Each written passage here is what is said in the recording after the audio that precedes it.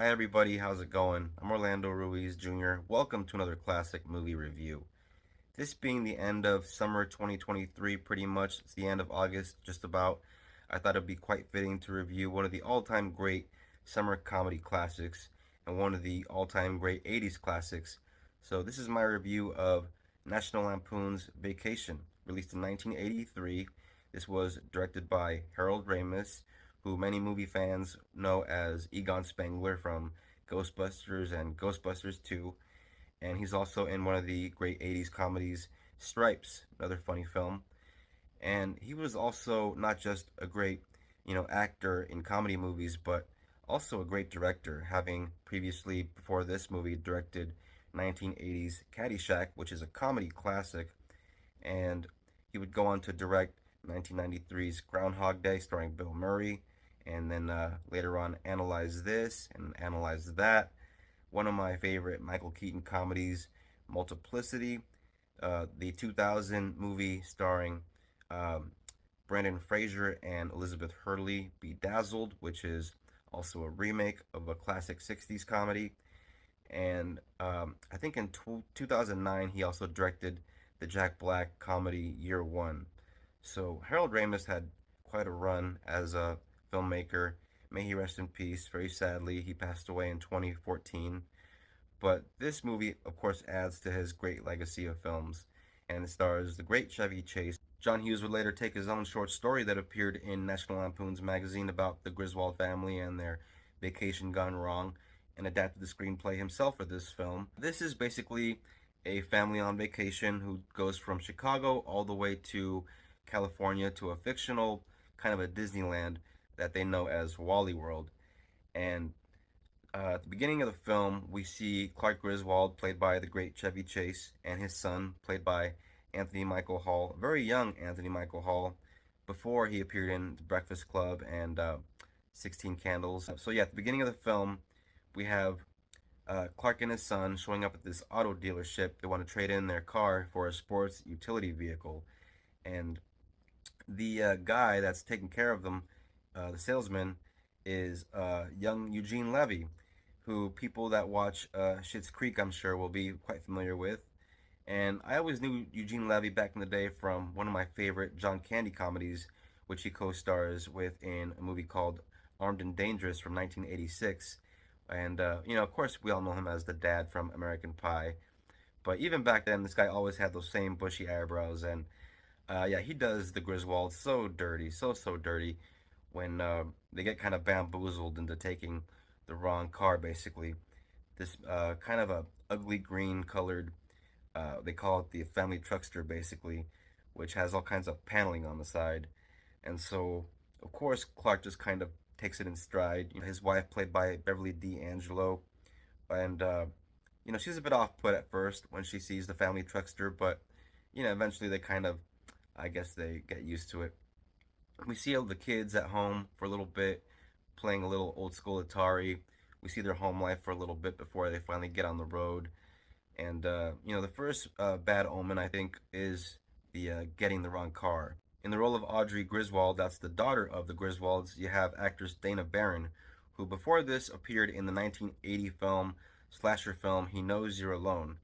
And fans of slasher movies, if you ever have the opportunity to check this out, this is one of those kind of lost movies that's kind of hard to find. Maybe you can find it on YouTube for a few bucks or on Tubi, which has all kinds of old school movies. But He Knows You're Alone will feature a very young Tom Hanks back in his bosom buddy days. And if you don't know Bosom Buddies, Google that, check it out. It's one of those lost sitcoms that's, kind of a staple of old school 80s TV. This movie might just trigger a little bit of PTSD for anyone that's ever been on a long road trip with their family. But at the end of the film, you might just be a little bit grateful for your own experiences. Hopefully, they weren't as bad as the Griswolds in that way. But pretty much from the start, not very long after they are out of Chicago, around St. Louis, Clark takes a wrong turn somewhere off of the expressway, and when he has to stop and ask for directions, the family truckster gets vandalized a little bit.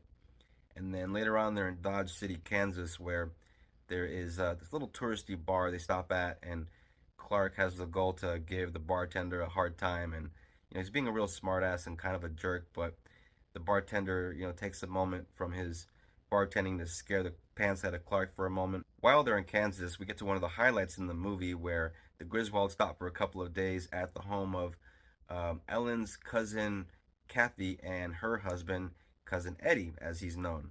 And cousin Eddie is played by the ridiculous Randy Quaid, who anybody that's ever seen a few comedies, you'll see him pop up in a comedy every now and then from back in the day.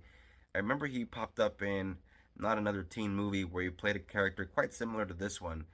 Kind of this dirty, scummy type of dad. And of course, I love him in Kingpin from 1996, one of my favorite Fairley Brothers comedies. One of my favorite Cousin Eddie moments in the movie is when the Griswolds first arrive at their place after a long drive, and Clark and Eddie are having a little chat, kind of catching up a bit. And the whole chat, Eddie's holding a beer that looks a little light. Looks like he's been sipping on it for a while. And he looks over at Clark and he says, "Bet you could use a cool one, huh?" And Clark gives him a light punch in the shoulder, says, "Now you're talking." And of course, Eddie hands him the open beer and he cracks open a new one for himself and he starts drinking it right in front of Clark. And the reaction on Chevy Chase's face is always one of my favorite moments in the film. Fans of the sitcom from NBC, 30 Rock, if you're a fan of that show that ran from 2006 to 2013, you'll recognize a very young Jane Krakowski who played the role of Jenna Maroney in that show as Eddie's daughter in the film. And there's a joke in the movie that might not sit well for a lot of people nowadays, but it implies something very inappropriate about her and her dad that makes young Audrey Griswold very, very stunned at that moment. And it's a great reaction on her part. During the Griswolds' visit at Cousin Eddie's, Clark is very surprised to see that his old Aunt Edna is also staying with them as well at the same time. And not just Aunt Edna, but her mean old dog Dinky, who is very ferocious and almost as mean as Aunt Edna herself, who seems to rub everybody the wrong way and nobody seems to like her. She's this mean old crone with a bad attitude. And so when Clark gets the news that she'll be going to California with them as well, comes as a bit of a shock, and it's another great reaction from the great Chevy Chase.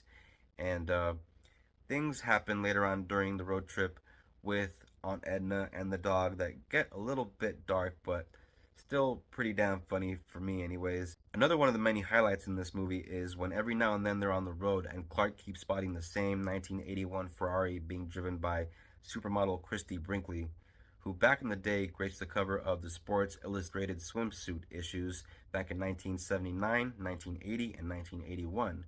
And every time she pops up, one of the things that makes it pretty funny is they keep playing the same song. She seems to have her own theme song whenever she appears in the film, which kind of adds to the comedic effect of those moments. So every now and then he spots her on the road, and one of the running gags is his wife never seems to notice. Even when they make a stop somewhere to have a little picnic at a rest stop, and she happens to be there coincidentally as well. And of course, the same song starts to play. As the film keeps going and the Griswolds get closer and closer to Wally World, of course, it's one disaster after another. They have a little bit of car trouble, they have a little bit of a lost luggage problem, they lose a little bit of their money, and so after a while, it tends to wear down the family quite a bit. But Clark does his best to remain, optimistic and enthusiastic and tries to keep his family spirits up, much to their dismay at times. As a viewer watching this movie, it's kind of hard not to feel sorry for the Griswold family as they have this very bad string of luck as they try to make their way from their hometown of Chicago all the way to California. But that's also what makes this movie so damn hilarious, and so it's always great on repeat viewings. Even though you might know what's coming, even though you've already seen the movie, just knowing what's coming is sometimes what can make it so damn funny. Just because it's done so well, every moment is filled with perfect comedic timing from all the actors, including the kids who are not annoying kid actors. They're actually pretty funny themselves. And so that's another great thing that adds to the rewatchability of this movie. But I highly encourage anybody that enjoys a good R-rated comedy to check this out. This is a 4-star 1980s comedy. Like I said before, if you've ever been on a road trip like this where you experience the kind of mishaps that the Griswolds have, this movie might just trigger some PTSD for you. But hopefully you'll be able to laugh at it through the lens of comedy, and hopefully this will make for a good time. Like I said, this is a hilarious movie that I highly recommend. This is an 80s classic, and it is a real gem from that decade. National Lampoon's Vacation is a movie that you can find on streaming. I come across it on Max not that long ago, but if I'm ever gonna check it out, I'm gonna throw on my Blu-ray.